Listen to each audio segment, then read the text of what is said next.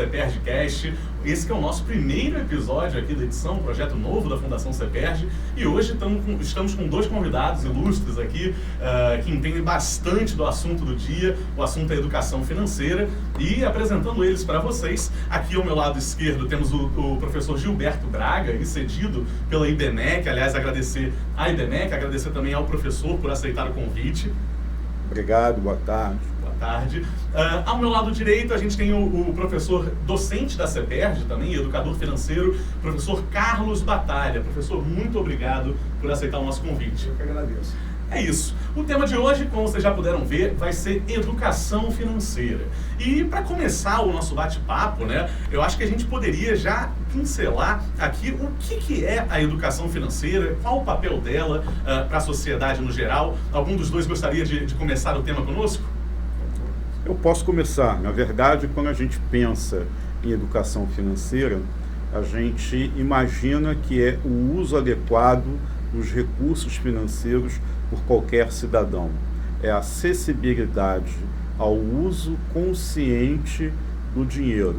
Na verdade, nós temos uma sociedade que tem um sistema de ensino que é praticamente enciclopédico, onde você decora e aprende uma série de coisas e muito daquilo que você estuda na sua vida escolar não tem serventia na sua vida adulta, na sua vida profissional, na hora que você precisa. Em outras palavras, dinheiro é algo que está intrinsecamente ligado no dia a dia de qualquer pessoa. E muitas vezes falta conhecimentos básicos de como fazer uma conta matemática financeira, como fazer uma conta de percentual, como entender aqueles juros que o banco cobra, que cai na fatura do cartão de crédito. Educação financeira, resumindo, é saber lidar com essas variáveis, com essas questões. E o Batalha aqui do meu lado é craque nisso, pode complementar a minha resposta. Obrigado, professor. Na verdade, nós temos aí desde 2010, um decreto federal que estabelece uma estratégia nacional de educação financeira. Isso é ótimo, porque nós, como membros do G20, nós entramos de pé direito junto ao OCDE, rezando uma cartilha, né, da OCDE que diz que é o processo mediante o qual indivíduos e as sociedades melhoram sua compreensão em relação aos conceitos e produtos financeiros, de maneira a formar e orientar, desenvolver competências para melhores escolhas financeiras. Né? Então, existe um conceito que nós, o governo federal, seguiu desde 2010 para instituir uma política nacional de educação financeira, baseado no que a OCDE já preconiza em vários países. Obrigado por essa introdução. Queria até aproveitar aqui esse momento para entender de vocês qual a percepção de vocês quanto à educação financeira do brasileiro no geral. Né? No geral, o brasileiro ele tem uma educação financeira mais bacana, um pouco pior. Qual a percepção de vocês quanto a isso? O Brasil ele faz quase que uma segregação entre as pessoas que sabem usar o dinheiro e aquelas que não sabem usar o dinheiro. Então a gente ainda está muito na ideia de quanto é o valor da prestação, quanto é que eu tenho que pagar para adquirir um eletrodoméstico que eu compro parcelado, qual é a parcela do cartão de crédito mínima que eu tenho que pagar para continuar comprando e usando o meu cartão. Isso são exemplos de que a educação financeira é muito falha no país e de que é preciso percorrer esse caminho que o Batalha colocou. Ou seja, é obrigação do nosso sistema levar conhecimento e informação para que cada brasileiro não se endivide, por exemplo, porque perdeu o controle das suas contas, porque não sabe que gastou e que daqui a pouco vai chegar uma fatura no final do mês e que ele vai ter que escolher entre pagar o cartão de crédito ou comprar comida para colocar na sua casa. Então, isso, normalmente, a falta da educação financeira é a raiz do endividamento do brasileiro. E é contra isso que a gente luta. Então, o objetivo do podcast, o objetivo de estarmos aqui, é exatamente trazer um pouco de luz para evitar que isso aconteça e para ajudar a quem está endividado a tentar sair desse sufoco.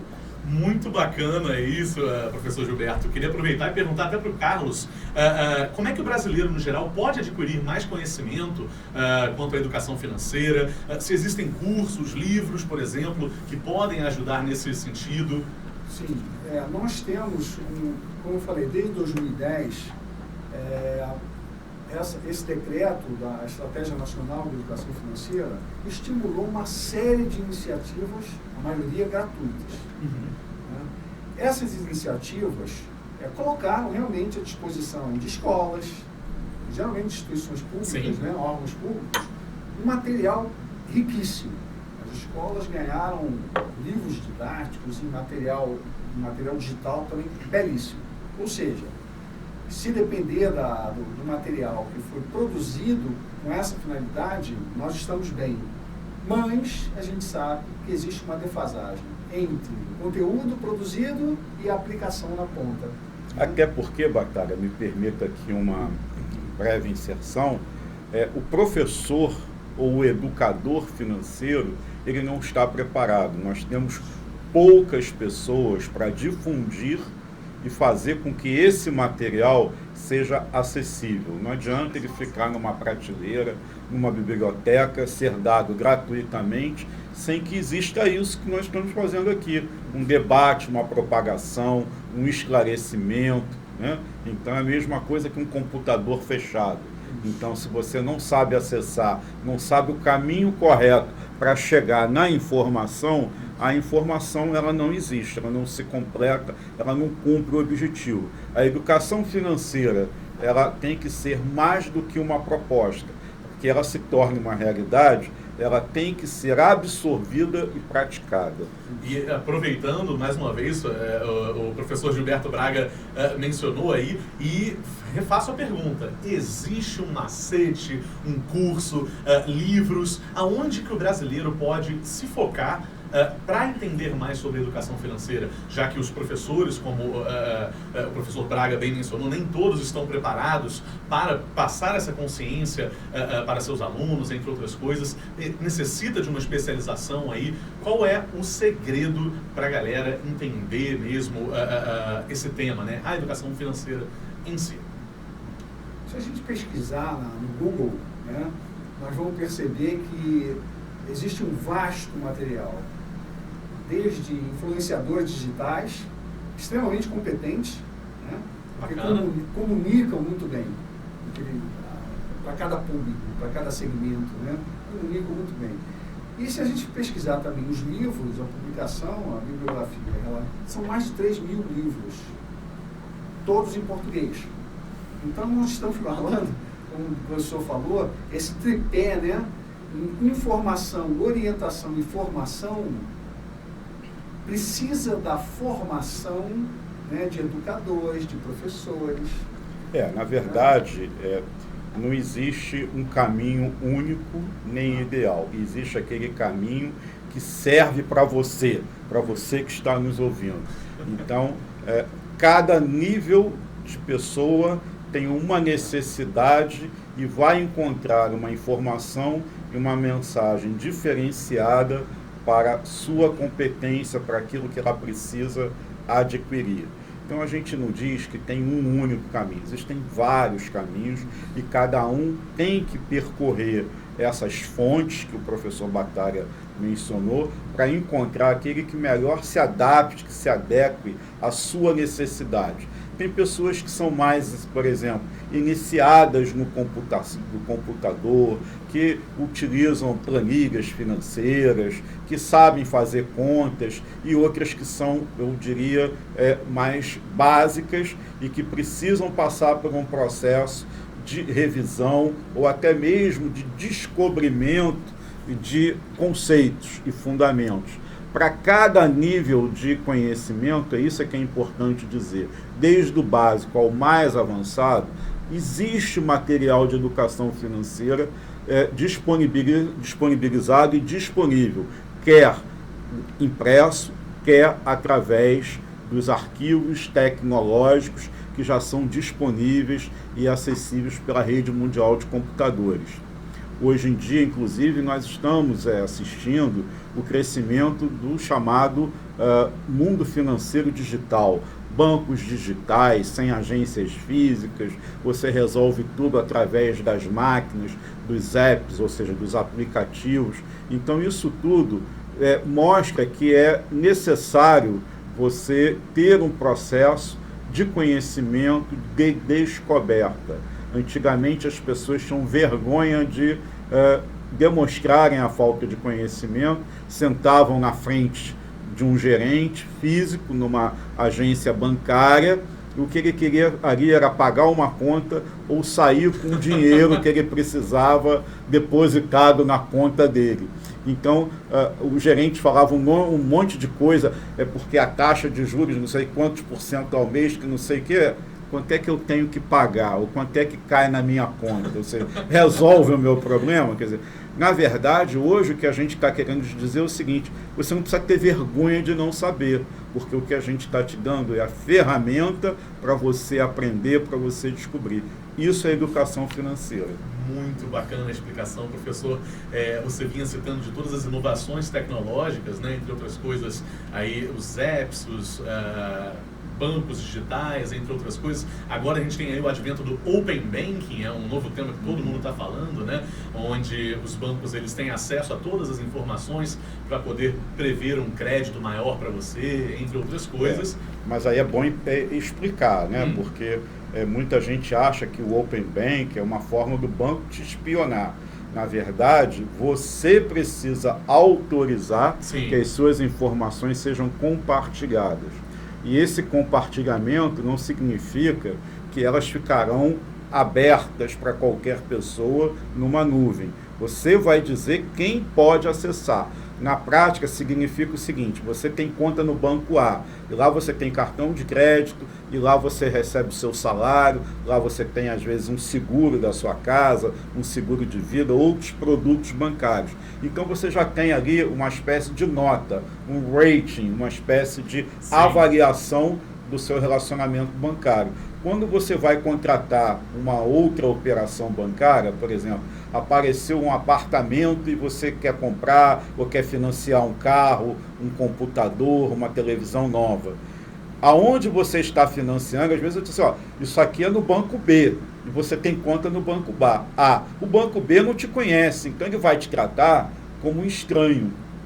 Então, o seu crédito no banco B vai ter um custo maior, porque o banco B não sabe se você paga em dia, se você paga com atraso, como é que é o seu relacionamento bancário que o banco A conhece. Então, você diz, olha, compartilhe as minhas informações do banco A com o banco B. E eu quero agora que o banco B me trate como se fosse o banco A. Justo. Ou seja, eu quero pagar menos e quero ter um tratamento condigno com aquilo que eu represento economicamente dentro da sociedade. Aproveitando que o senhor tocou nesse tema de proteção de dados, entre outras coisas, vale a gente mandar um salve aí para o nosso diretor da casa, o Nathan Falbo, ele que foi veiculado agora recentemente, se eu não me engano, no dia de ontem, na capa da revista O Dia, né, sobre a Lei Geral de Proteção de Dados, a LGPD. Nosso diretor pôde discorrer um pouco sobre o assunto. Então aí, um abraço para o Nathan, e foi muito bom o senhor tocar nesse tema, que é um tema de suma importância também, né? A LGPD veio para ficar e vem aumentando muito a proteção de dados e informações de todos nós no geral, né? Seja digitalmente, num dia que a gente vive hoje de muita informação espalhada, a gente encontra todos os dados na internet, entre outras coisas. A LGPD veio para auxiliar nessa proteção, entre outras coisas, né? Aliás, isso me incomoda muito, porque outro dia eu entrei num shopping e aí passei na porta de uma loja de departamentos e lembrei que estava precisando de meia esportiva. Aí entrei para comprar aquele pacote que vem 6 meias e não sei o que. Fui passar no caixa e a pessoa assim, por favor, coloque seu CPF. Eu falei assim, mas por que eu tenho que colocar o meu CPF? Sempre me pergunta, né, a mesma coisa. Aí eu disse, não, porque se o senhor não colocar o seu CPF, se o senhor quiser trocar o produto, depois o senhor vai ter dificuldade. Eu falei assim, Isso não é verdade. Primeiro, não é obrigatória a identificação. Justo. Segundo, a lei que protege o consumidor, o Código de Defesa do Consumidor, Prevê. já garante que eu Exato. tenho direito à troca com CPF ou sem CPF. Justamente. Isso é uma armadilha que as lojas fazem Sim. para pesquisar os seus hábitos, saber quantas vezes aquele CPF voltou, qual é o ticket médio, ou seja, quanto ela gasta toda vez que ela entra na loja, para tentar ter um mix de produto mais de acordo com as pessoas que entram especificamente naquele estabelecimento. E a LGPD que você comentou, né, ela garante esse anonimato. Você não é obrigado a ter a sua intimidade violada. Ninguém precisa saber se o Gilberto comprou meia ou não. Justo. Né? Mas muito bom a gente falar nesses temas. E aí, já avançando para um próximo tema, professor Batalha, a gente tem aqui um dos temas que a gente queria entrar é como fazer o dinheiro render. Né? Muitos brasileiros se perguntam, né, qual a melhor aplicação, a poupança ainda é interessante, a gente sabe que a inflação às vezes está girando mais alta do que a própria poupança, então o senhor pode comentar um pouquinho sobre isso, sobre como fazer o dinheiro render? É interessante porque é a primeira pergunta que parece a pergunta de ouro, né? Aonde investir, como investir, qual o melhor investimento, porque quando a gente fala a princípio, né, fazer o dinheiro render, nós estamos pensando algo acima da inflação, né? Sim. Como é que a gente consegue obter, né, algo, Essa um mágica. rendimento, essa mágica, né? Um rendimento acima. E na verdade, quando a gente fala da educação financeira, no seu fundamento, a gente fala em como não perder. Então, quando a gente fala em como não perder, nós estamos falando de um consumo consciente, sustentável, planejado. É aquele dinheiro que não vai para o ralo, à toa. Né? É aquele dinheiro dos juros, os maiores juros praticados em qualquer economia no mundo está aqui. Então, como é que a gente se protege antes de pensar no dinheiro que vai sobrar para render, numa melhor aplicação no mercado financeiro, no mercado de ações, enfim, no mercado de imóveis? Nós temos tantas opções. Nós somos o país com o maior número de produtos financeiros do mundo, disponíveis em prateleira, né? Em qualquer Isso eu já não sabia, é verdade? Eu não fazia ideia, sério. Qualquer banco. Nossos títulos públicos não existe um tesouro. Nós temos os melhores analistas financeiros do mundo, isso é reconhecido. Porque nós tivemos aqui um processo de ajustamento na época da hiperinflação que nos forçou a ter profissionais extremamente gabaritados. E as novas gerações, de alguma maneira, absorvem isso que as gerações mais experientes transmitem. Então, quando a gente fala de possibilidades de rendimento, né, nós temos um leque de opções. Que bom! Falta o quê? Informação e orientação. E a formação daquele agente de investimento, daquela pessoa, um planejador financeiro certificado, para orientar justamente a escolher o melhor produto financeiro. Né? Sim. Então, não existe um melhor produto, existe, na verdade, um momento em que você tem disponibilidade de recurso para buscar o melhor produto. Isso era algo que eu ia mencionar, né? Porque o professor Braga estava falando agora anteriormente sobre a situação do brasileiro no geral, né? Que muitas vezes se endivida, tem que pagar parcelas, entre outras coisas. E você mencionou agora que já é numa outra etapa da vida onde o brasileiro ele consegue guardar um pouco do dinheiro, né? O brasileiro que já não está mais endividado, que já não tem mais parcelas, aonde ele começa, né? Qual seria, você consegue imaginar um passo ideal nesse início de economia que o brasileiro está conseguindo começar a economizar agora, que ele já não é mais o brasileiro endividado e ele consegue guardar alguma coisa? Qual seria a sugestão ideal para esse público? A gente tem algo em mente ou teria que fazer uma análise mais profunda para poder falar? Olha, eu era recém-formado quando o Collor assumiu a presidência. Né? E minha mãe virou para mim e perguntou assim, eu tenho um dinheirinho na poupança.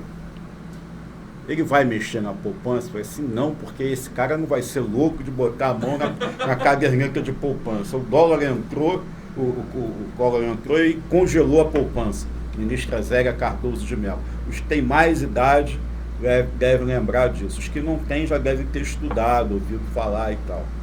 Então é difícil você falar onde investir, porque a minha mãe reclama comigo até hoje, entendeu? Muito tempo depois, olha que o dinheiro foi devolvido, corrigido e etc. Mas aquela sensação de que você tinha um dinheiro que era seu e que você não admite perder, né, é uma coisa muito forte quando você quer ter acesso e o dinheiro está preso, está bloqueado. Então a ideia do investimento, de ganhar dinheiro, concordando com o Bacara, primeiro a ideia de você formar uma reserva financeira. Então é preciso estabelecer, em termos de educação, objetivos financeiros. O que eu pretendo para a minha vida? Eu vou casar, vou trocar de carro, vou fazer faculdade, vou juntar dinheiro para viajar, para morar no exterior, sei lá, realizar um objetivo. Estabelecer metas e objetivos. Se você não tiver uma meta clara, tradicionalmente a pessoa gasta o dinheiro, porque ela vai entrar em algum lugar, vai ver uma oferta imperdível, uma rasteirinha que ela acha linda, que está numa oferta num preço espetacular e ela não vai resistir de comprar. Ou então encontrou um vinho, um chopp, e a pessoa senta ali e vai comprar uma cerveja que está em promoção. Mas tem cerveja em casa? Não, mas comprei só 2 caixas para guardar em casa, porque daqui a pouco vai ter um churrasco, um aniversário de alguém. Ou seja, você gasta se você não tiver uma meta. Agora, se você fixar que você quer ter uma reserva, porque a sua atividade é uma atividade comporta oscilações de rendimento. Quem trabalha por conta própria, quem é empreendedor, aquela pessoa que não tem um salário firme e garantido todo mês, precisa ter uma reserva financeira. Para quê? No período que vier uma Covid, o fechamento das operações sociais e econômicas, se você se machuca, fica doente, acontece alguma coisa, se seu cliente não te paga, então você precisa ter uma reserva para emergência. Essa reserva para emergência, não importa qual é o produto financeiro que você vai escolher, mas ele tem que ter segurança.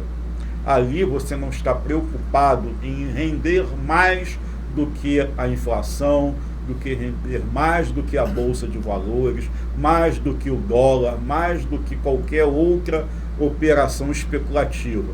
Você precisa ter uma segurança para passar pelas intempéries, pelas dificuldades naturais do dia a dia.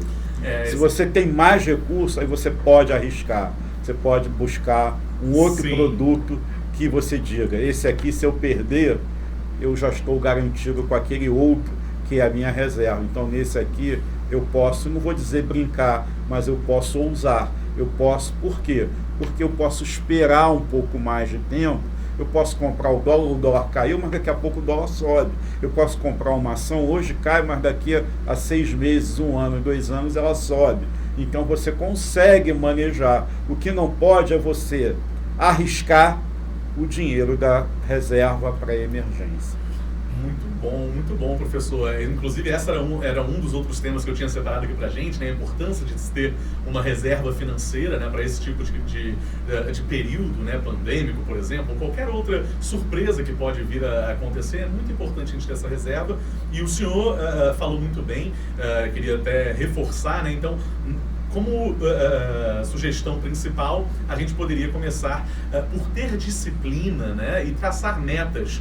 Isso vale não só para a educação financeira, mas como também para qualquer área da sua vida, né? Disciplina e metas são muito importantes na hora de você se organizar, seja na área financeira, seja na área estudantil, né, de didática no geral, para tudo que você quer fazer na vida. Bons conselhos o senhor passou aqui para nós, professor. Agora, voltando já na questão da pandemia, professores, como é que foi o impacto da pandemia, né, nas famílias do Brasil de uma forma geral? Vocês têm alguma percepção a respeito do assunto? Olha, só não foi maior, né, professor, que o governo conseguiu disponibilizar 4 ou 5 programas emergenciais. Se eu não me engano, foram 500 bi injetados na economia para que as famílias pudessem sobreviver o mínimo, né, para suportar esse período. Então, nós estamos falando aí de uma economia que funcionou basicamente coberta por esses programas. E atingiu famílias, atingiu a microempresa, Pronamp, né? Enfim, eu acho que isso aí foi o grande diferencial para que hoje a gente tenha aí um PIB em torno de 4 e pouco, né, por cento, e uma projeção de fechar o ano no azul em função dessa movimentação da economia. E aí o professor é o especialista para...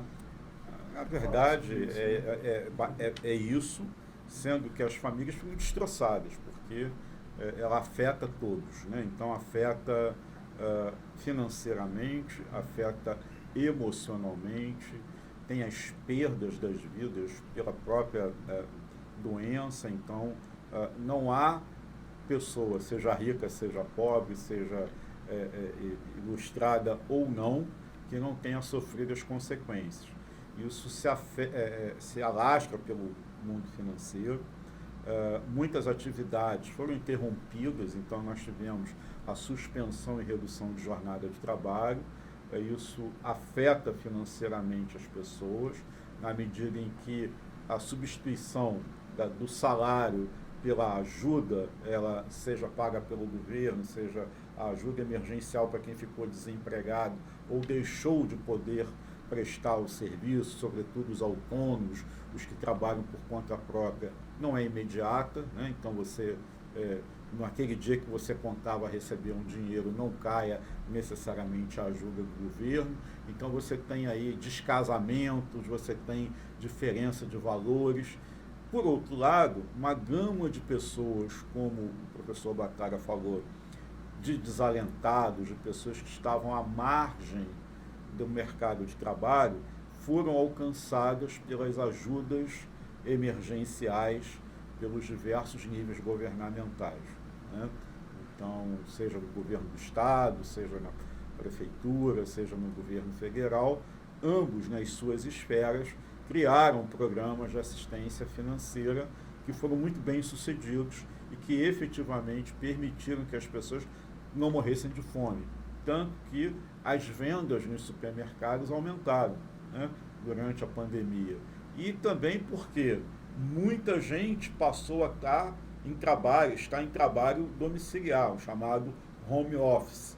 Portanto, as pessoas que comiam fora de casa, né, no fast food, no restaurante, ali no prato feito, passaram a substituir essa refeição e passaram elas próprias a terem, né, o escritório dentro das suas residências. Aliás, esse assunto, desculpa cortar o senhor, mas o home office que você mencionou agora vai mudar bastante, já vem mudando e vai mudar bastante ainda a maneira como as empresas trabalham e entre outras coisas, né? A gente já tem, inclusive, algumas empresas adotando o home office como maneira principal de trabalho na jornada de trabalho do trabalhador.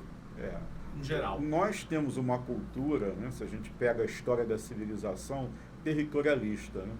Isso se propaga até na estação de trabalho. Você quer ter a sua mesa, o seu computador, você personaliza a sua área, a sua estação de trabalho.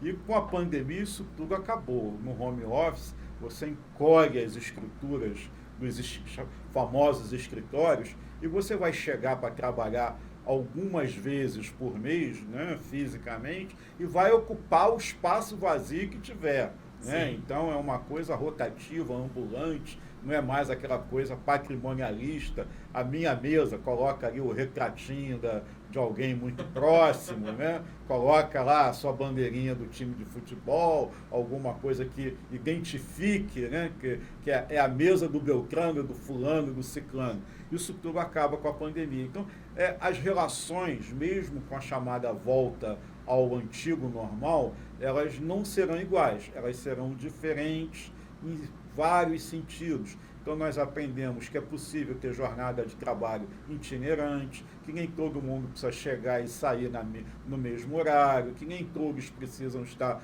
fisicamente reunidos ao mesmo tempo para que as coisas funcionem, né?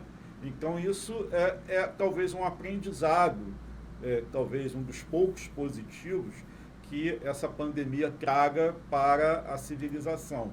Mas o importante é chamar a atenção que nós não estamos imunes a essas situações que nós vivemos com a pandemia. E daí ter reserva financeira, ela é importante, trazendo um pouco o tema de volta aqui para a nossa conversa.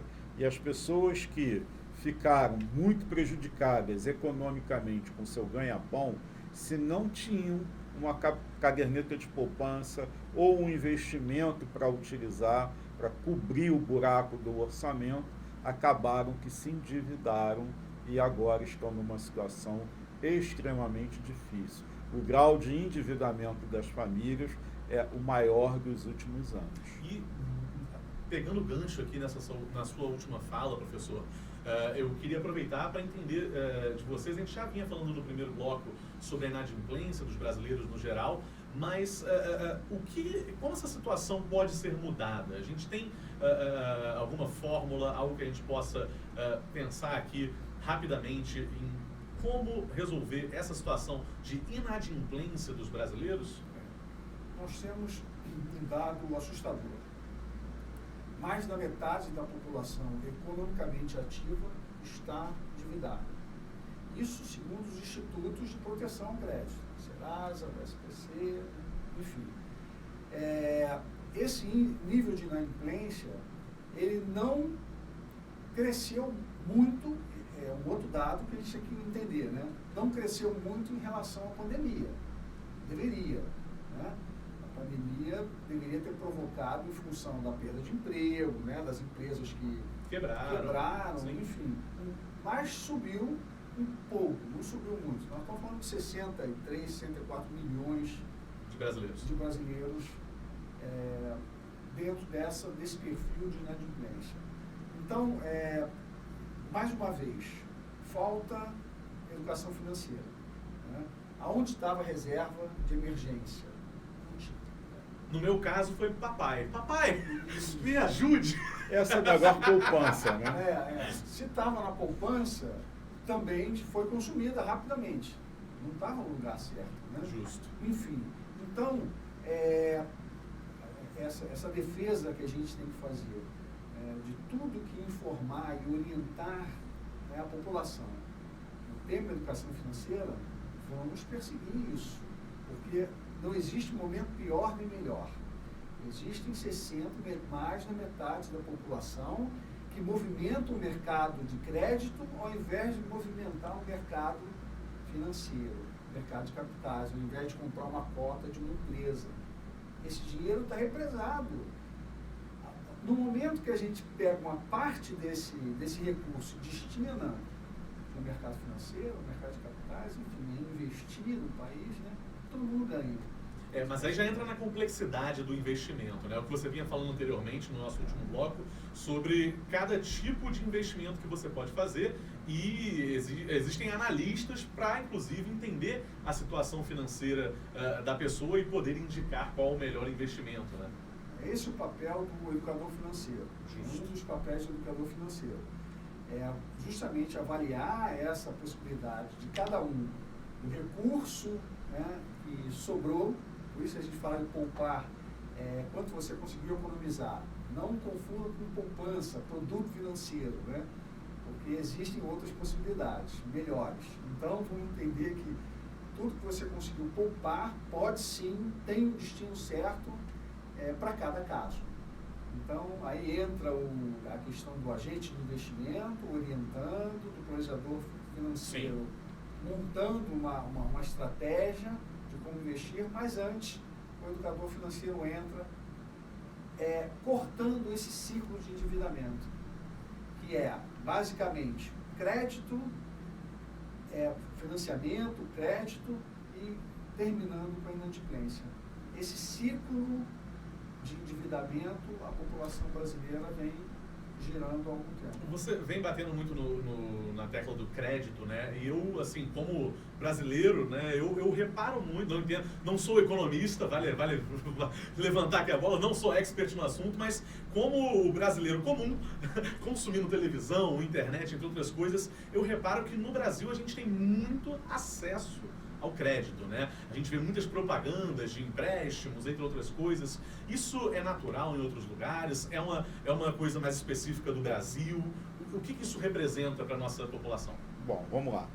Primeiro, os melhores economistas são as pessoas que gerem as finanças de casa, né? Porque com pouco dinheiro, você colocar comida na mesa, pagar as contas, assim, não é quem se formou e tem um diploma, é quem consegue sobreviver nessa selva que a gente vive, nesse capitalismo que nós temos, entendeu?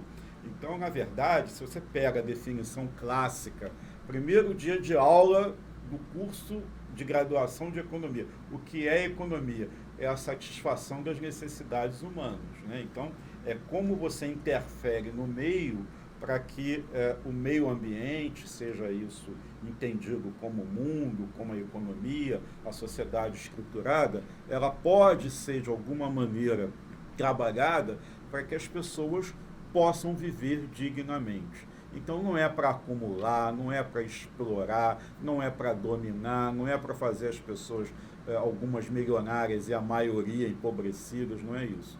A ideia central é a satisfação. Eu acho que a dona de casa ou o dono de casa, aquela pessoa que luta com pouco e que consegue dignamente ter uma vida honrada, ela já é um excelente economista, um grande economista. Segundo, eu acho que a gente precisa diferenciar um conceito que está um pouco embutido no que você falou e que a gente vem falando aqui. Ter dívidas não é ruim, porque a economia ela trabalha em cima da dívida, do endividamento e do crédito. Ruim é não ter dinheiro para pagar a parcela da dívida. Ou seja, quando a gente fala que as pessoas estão endividadas, isso é natural em qualquer lugar do mundo. Nem todo mundo compra tudo à vista. Então eu parcelo em 3 vezes, em 2 vezes, cheque pré-datado, isso é quase em desuso, né? Parcelar no cartão de crédito não é errado, desde que você saiba o que você está fazendo, desde que você tenha consciência que daqui a 30 dias, 60 dias, 90 dias, você vai ter 1, 2, 3 parcelas da calça, do eletroeletrônico que você comprou, seja lá como você gastou o seu dinheiro, certo?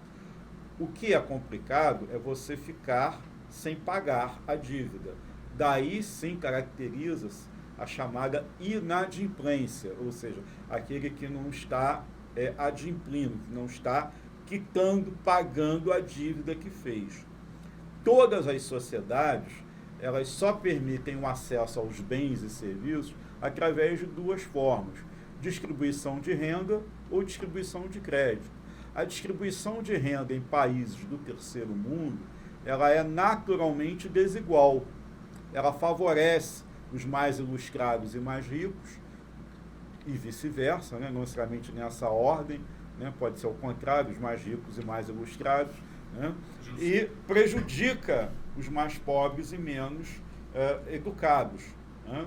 Então, de um certo sentido, o endividamento ele tende a ser maior em países com distribuição de renda menos igualitárias ou mais desigual, exatamente porque você não consegue distribuir melhor a renda. Para distribuir melhor a renda, aí a gente vai voltar numa outra discussão que não é o nosso tema aqui, mas só para não deixar passar, que é o acesso de todos à educação de qualidade. Sem isso, você não consegue. Sem formar bem o trabalhador, você não consegue remunerar bem este trabalhador. Quanto mais cedo a pessoa tem que entrar no mercado de trabalho, ela consegue ganhar dinheiro mais rápido, mas ela não consegue aumentar a remuneração com o passar do tempo, porque falta qualificação. E então a gente começa a discutir as desigualdades de um sistema maior, que não é o nosso objetivo aqui. Mas a distribuição de crédito, ela é exatamente uma válvula para minimizar as falhas na distribuição e no acesso equitativo às oportunidades de salário e renda. Quando eu defendo a preocupação com as linhas de crédito, né, e financiamento no país, não é para atrapalhar a economia, mas é justamente o que o professor colocou, essa desigualdade. Nós temos hoje uma população bancarizada. Todo mundo tem lá sua conta corrente. Né, hoje com o advento do Pix, inclusive. Pix, enfim. Então, esse cidadão que ganha um salário, às vezes até menos, que foi abrir uma conta para receber um programa emergencial, ele tem o mesmo número de linhas de crédito do que um cidadão que tem um bom salário. 5, 6 linhas de crédito diferentes, aprovadas. São aprovadas. Então, quando a gente fala desse recurso que não é nosso, é terceirizado, né, é expectativa de renda, né, você não recebeu, com a maior taxa de juros do mundo, você inevitavelmente vai gerar o ciclo do endividamento. Vai acabar no final do ciclo inadimplência. Vai ser mais um candidato ao cadastro negativo. Né? Enfim. Agora, em termos concretos, eu queria te dar uma resposta que você deixou, uma pergunta que você deixou no ar. Por favor. Como é que faz para resolver isso? Né? Então, é simples e complexo. Porque vai precisar de dinheiro. Mas, normalmente, o endividado, a solução é você juntar todas as dívidas num único credor. Chama-se portabilidade. Então, você negocia com um banco ou com uma instituição onde você tem o seu melhor relacionamento, diz assim, olha, eu devo X aqui, Y ali, D aqui, devo no cartão de crédito, devo na loja que eu fiz aqui, um cartão no crediário, devo aqui no banco, cheque especial, reúne isso tudo num único lugar e transforma essa dívida numa dívida garantida por um empréstimo, ou seja, você pega no banco A, paga nos outros lugares, fica devendo num lugar só, dilui isso num tempo e cria uma parcela que caiba no seu orçamento. Esta é a forma de fazer. Por quê? Porque quando você chega nesse banco que vai te dar o crédito e você diz para ele, eu vou precisar aqui de R$1.000, R$5.000, X mil reais, você tem dinheiro na mão, e você chega nesse outro aqui, que fica, você tem que pagar pelo menos 100, pelo menos 200, não, eu quero pagar tudo, qual é o desconto que você me dá?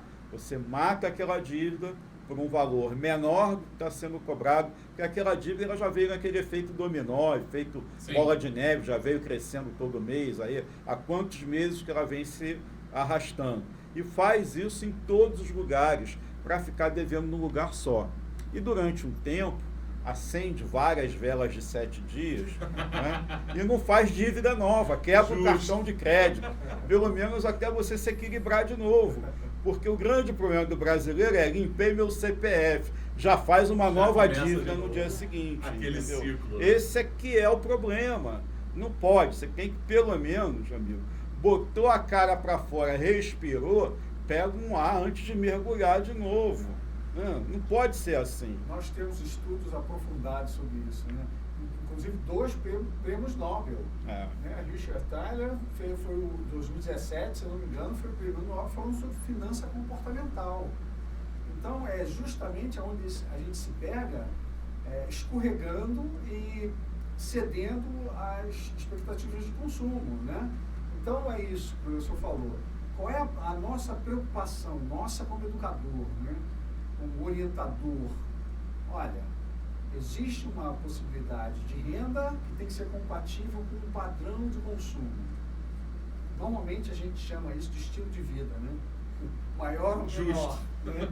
Então, e volta e meia, os gatilhos mentais impedem a gente de ou investir no melhor local ou ceder a um crédito inadequado naquele momento. Né? Eu queria usar uma figura de linguagem aqui, se me permite, que eu acho que é muito apropriada para os dias de hoje. Né? a minha geração, que é uma geração, eu diria, que já está completando um ciclo de vida, né? Era muito importante como símbolo de status, de comportamento, o carro, né? Então você começava num Fusquinha na minha época, né?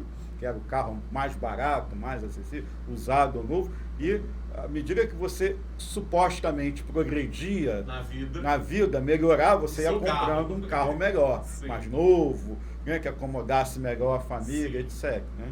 Então é um símbolo, né, que as pessoas tinham. E você observa que o mundo mudou. Hoje em dia as pessoas não valorizam o carro, até porque quem gosta de sair para balada não pode mais dirigir depois que consome bebida alcoólica. As pessoas usam o carro por aplicativo e com o preço da gasolina, pela hora da morte, as pessoas estão andando a pé e de bicicleta. Né? Então mostra como os conceitos de status, essa questão da economia comportamental, ela se modifica, porque durante muitos anos as pessoas se endividavam por status, porque alguém da família melhorou de vida, pintou a casa, reformou a cozinha, botou móvel novo na sala, trocou um carro mais novo, viajou nas férias.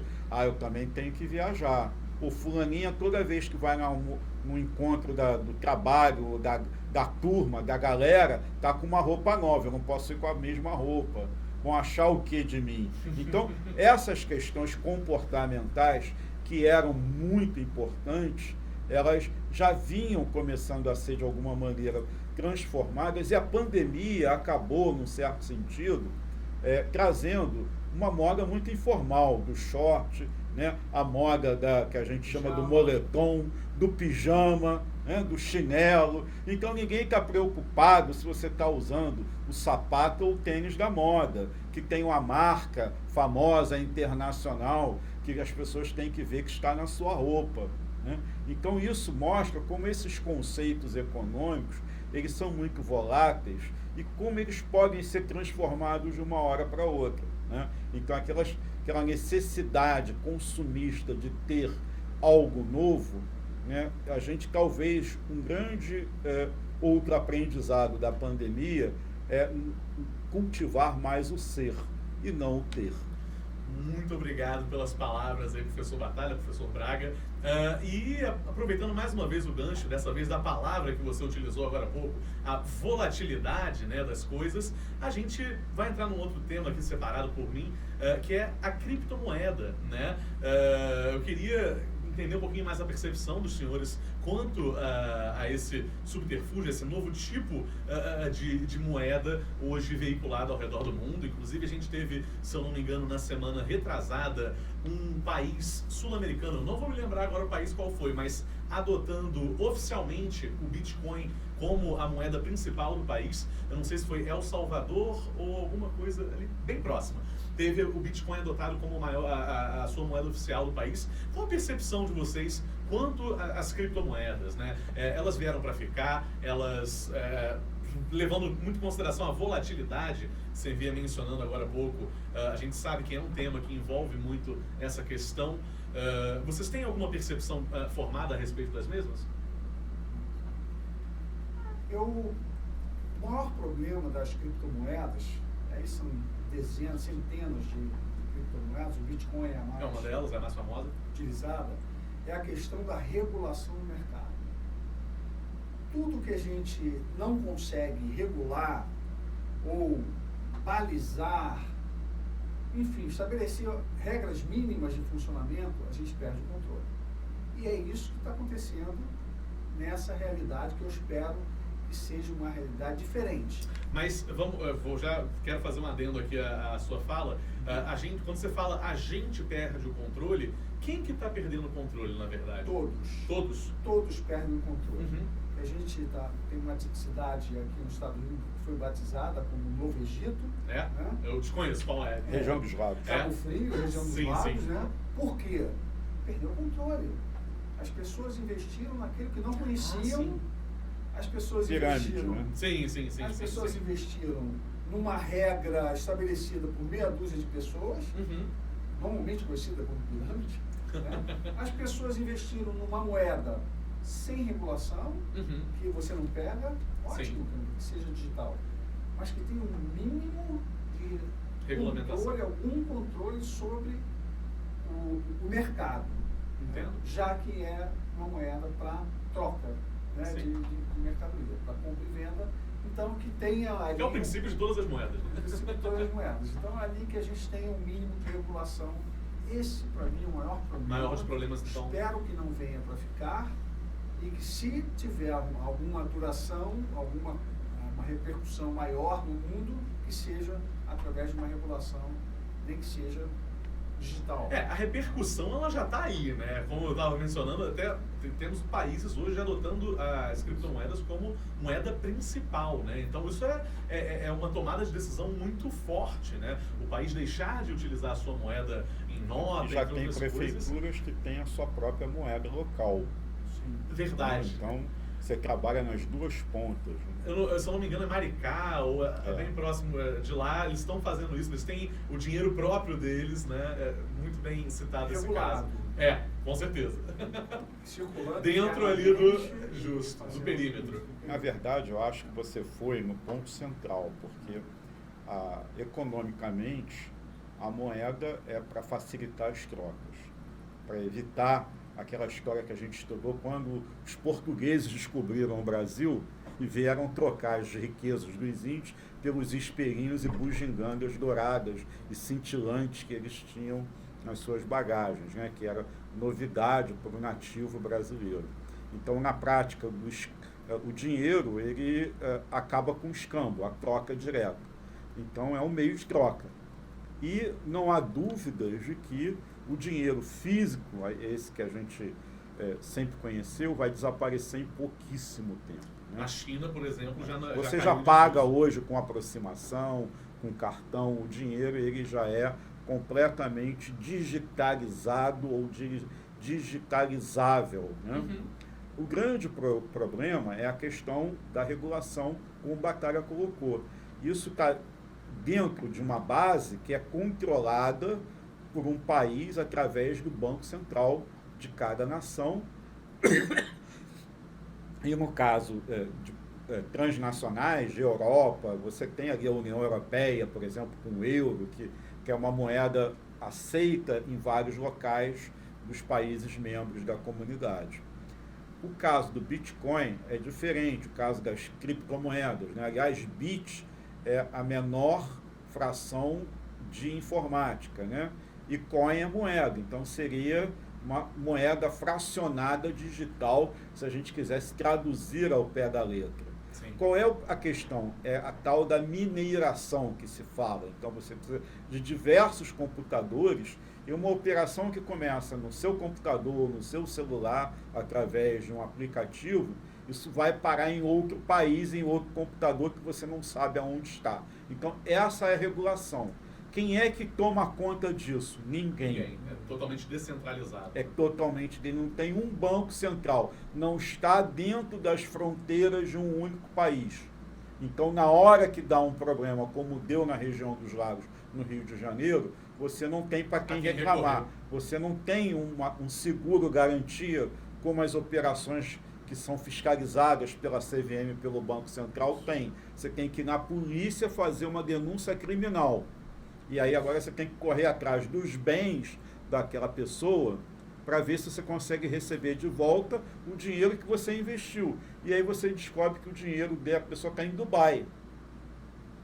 Ou seja, que não tem sequer acordo com o país para transferir o preço, se ele estiver lá, e já há alguns, né, que estão acolhidos lá, que foram para lá, e não tem como trazer o dinheiro de lá para cá. Então esse é o risco da moeda digital. Falta um acordo mundial, e é complicado porque os países têm culturas e conceitos, inclusive financeiros, diferentes, mas isso é algo que vai ter que avançar nos próximos anos. Já está sendo discutido nos grandes encontros dos países ricos e etc. E assim como o dólar se tornou uma moeda de referência, muito provavelmente a gente vai ter daqui a pouco uma regulação digital de referência, porque é inevitável que o dinheiro físico vai ser aposentado, como a moeda já foi, né? Praticamente existe, mas não tem. Né? Se você quiser um troco, não existe moeda, né? no comércio, né? Eu fui pagar outro dia uma cópia Xerox que eu tive que fazer na rua e a pessoa não tinha troco para R$5, né? E pediu para passar o cartão, né? Então é uma coisa assim que a gente vive no dia a dia, o dinheiro fracionado desapareceu e as transações elas serão digitais. As pessoas já confiam nas transações. E como você mencionou, o Pix é isso, porque o valor ele aparece na hora. Né? Para quem nasceu numa cultura de trocar cheque, lembra a música da Cássia Eller, né? Então a gente trocava cheque para esperar o borrachudo bater na segunda-feira junto com o salário, né? Hoje o dinheiro do Pix ele entra em 5 segundos. Então ninguém precisa mais do dinheiro físico para nada. Foi uma das medidas do Banco Central mais bem aceitas ultimamente, no geral. O Pix veio para ficar mesmo. Inclusive o Banco Central, em artigos, já vem falando que prevê novas mudanças para o Pix, vai ter o Pix Troco. Aliás, eu estava vindo para cá, desculpa te interromper. Você pagou com o Pix o táxi? Não, no sinal, a pessoa pediu dinheiro, aceita o Pix. É isso. Com um cartaz. Você vê a adesão do público no geral. Ou seja, muito alta. Não tem, atinge todas as classes sociais. É muito bom essa percepção, essa pincelada que a gente deu sobre as criptomoedas. Um último adendo nesse sentido. O senhor mencionou a questão da mineração das bitcoins, né? Antigamente, a gente fazia essa mineração num computador dentro de casa, como você vinha falando, e com o passar do tempo, hoje para você minerar um bitcoin, né, você exige todo um aparato de diversos computadores, placas de vídeo, entre outras coisas, que está criando um novo problema, né, que é o consumo de energia. Né? Hoje... Essa é a razão pela qual a China está criando restrições para a mineração. Justamente. E fez até a cotação da criptomoeda cair no mundo. Exato. Muito bom. O que mostra a volatilidade dos mercados. A volatilidade dos mercados aí. A gente tem mais um último tema para entrar aqui no assunto, antes da gente terminar esse nosso primeiro episódio aqui do CEPERJ Cast, nosso primeiro episódio de educação financeira, com 2 grandes professores aqui conosco. Aliás, obrigado mais uma vez por aceitarem o nosso convite. É um prazer imenso contar com vocês aqui hoje.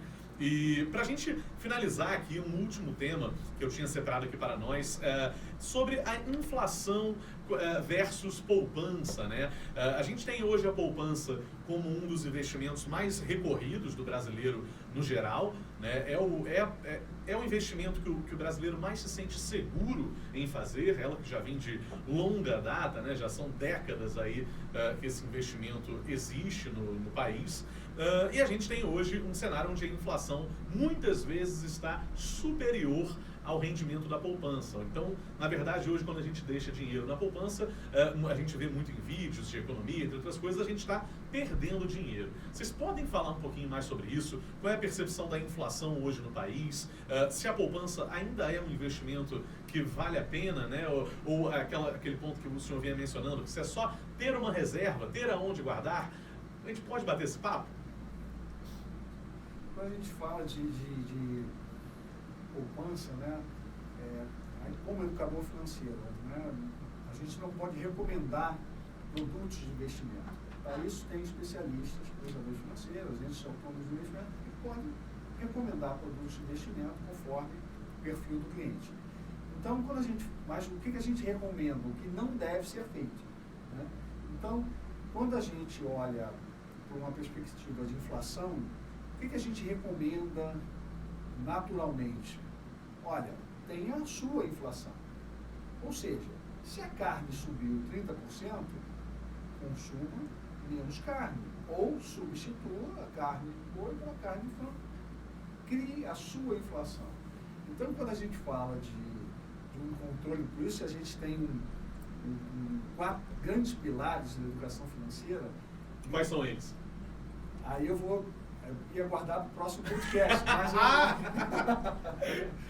quais são os 4 grandes pilares? Quais são? Orçamento. Nós estamos falando de orçamento, parece uma coisa muito pouco palpável, né? Uhum. Mas o orçamento não é nada mais nada menos que registrar tudo que entra e que sai em um determinado período de tempo. Justo. Isso é uma regra básica para qualquer organização financeira. Aliás, é isso que eu ia até mencionar, isso pode ser uma dica, até uma das dicas que a gente poderia ter dado lá no primeiro bloco é justamente isso, né? A organização, o orçamento, entender quanto entra, quanto sai, né? Isso pode ser tratado como uma dica, como você mencionou, nem sabia que era um pilar, mas sim, de fato é imprescindível que a gente faça isso. Porque como a finança comportamental diz, a gente erra pela contabilidade mental. Justo. E o brasileiro não tem hábito. Isso nós comprovamos com 40 mil atendimentos lá nesse período de 9 anos frente à primeira escola de educação financeira do país. E foi ali que a gente percebeu, não existe maturidade ou disciplina suficiente para fazer um controle mínimo, mensal, que dirá anual.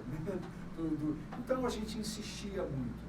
E a planilha é importante, mas eu não consigo, eu desisto no meio do caminho, mas em algum momento ela tem que ser utilizada. Se tornará necessária. Então esse é um grande pilar, né? E ali você começa a entender a sua inflação.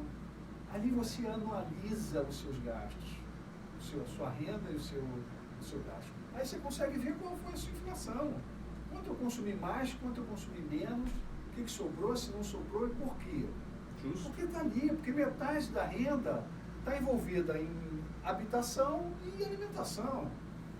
Né? Quando sobra para saúde e educação, eu vou consumir. Com cartão de crédito, com cheque especial. Então está ali, claro, né, uma fotografia de como o brasileiro reage, né, frente ao consumo. Né? Então esse é um grande pilar. O segundo pilar é a priorização. E aí nós estamos falando de comportamento na essência, puro, né? A gente não sabe e não aprendeu a priorizar. O que vem primeiro, o que vem depois. Né? Então, existem ferramentas que ajudam nesse trabalho de priorização. E o terceiro, nós já falamos aqui, que é a questão da construção de reserva. Não dá para viver, e emergências acontecem, e acontecem mesmo na vida de qualquer um, né? E a gente não está preparado para essa emergência. Quando ela acontece, a gente recorre ao crédito, com os juros mais caros do mundo. Então, nós estamos falando aí de 3 pilares básicos, né? E tem o último que a gente chama de aposentadoria. A gente tem um nome muito peculiar, né? E a gente não se prepara para esse futuro, que vai chegar. Ninguém quer morrer antes, todo mundo vai se aposentar, vai chegar um momento que vai trabalhar menos ou vai viver de uma renda vitalícia. E nesse momento nós, o brasileiro, existe um índice, apenas 3,6% da população, segundo o Banco Mundial, brasileira, faz alguma reserva estratégica ou emergencial para a aposentadoria. Depende da aposentadoria do governo, né? Da aposentadoria brilhante. Ou da poupança do papai. Ou do papai, justamente. Afinal, né? Então, esses pilares, eles têm que trabalhar juntos. Não dá para trabalhar um e esquecer o outro. Está explicado. Então, aí, os fundamentos da economia com o professor Carlos Batalha, aí, não se esqueçam. Eu acho que, assim, só para pincelar e fazer pequenos comentários em cima dessa explicação brilhante que o Batalha deu, mas primeiro chamar a atenção que a inflação é elevação de preços, né? E que é uma corrida desigual. Quando a inflação é alta, o salário não acompanha, porque o salário, quando é reajustado, uma vez ao ano, e a inflação é todo dia, cada semana ou cada mês que você vai ao supermercado, cada vez que chega a conta de luz, você percebe que ela está ganhando e você está perdendo, né? Então, isso é algo que, daí a necessidade de ter um orçamento, um plano de execução.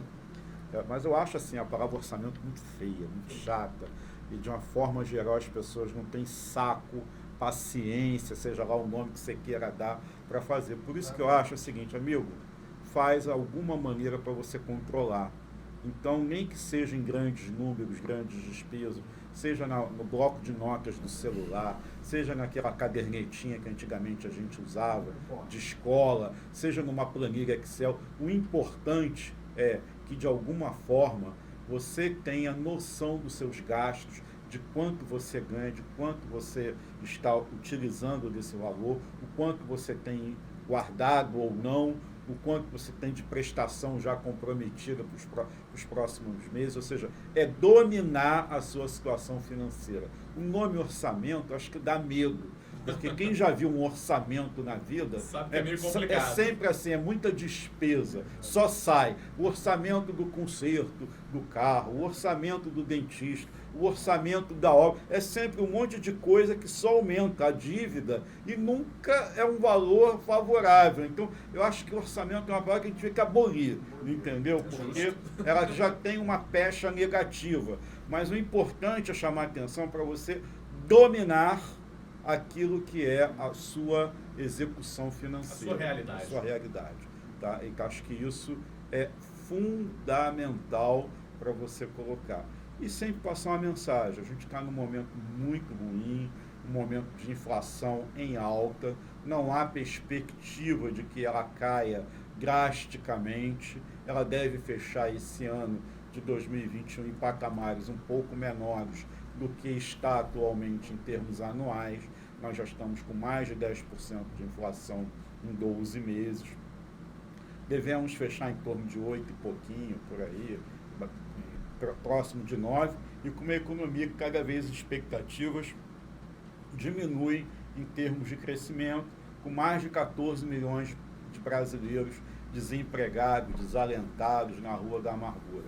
Então, é preciso que nós consigamos ter um controle da nossa vida financeira para lidar com uma situação como essa. Daí a importância de um bate-papo bacana, franco, direto, uma linguagem simples como essa, e eu espero que você que está nos assistindo não nos abandone.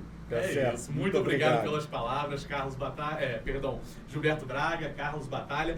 A gente tem aqui, para quem não sabe ainda, acho que não sei se eu apresentei já para a galera, mas o docente Carlos Batalha trabalha aqui na Fundação CEPERJ também. Inclusive temos o ciclo de palestras de educação financeira, né? É um dos temas que a gente tinha combinado de abordar também. Você pode falar um pouquinho mais sobre o que é esse ciclo? Toda quinta-feira, até o final do ano, nós vamos ter bate-papo. São especialistas, cada um no seu segmento, para falar um pouquinho sobre essa educação financeira do cotidiano do brasileiro. E principalmente do servidor público. Existe uma questão que o servidor público tem que resolver, porque só ele pode resolver, em função de duas palavrinhas: estabilidade financeira. O servidor é a única categoria profissional que todo mês tem o seu salário, ou deveria ter, o seu salário garantido uma determinada data.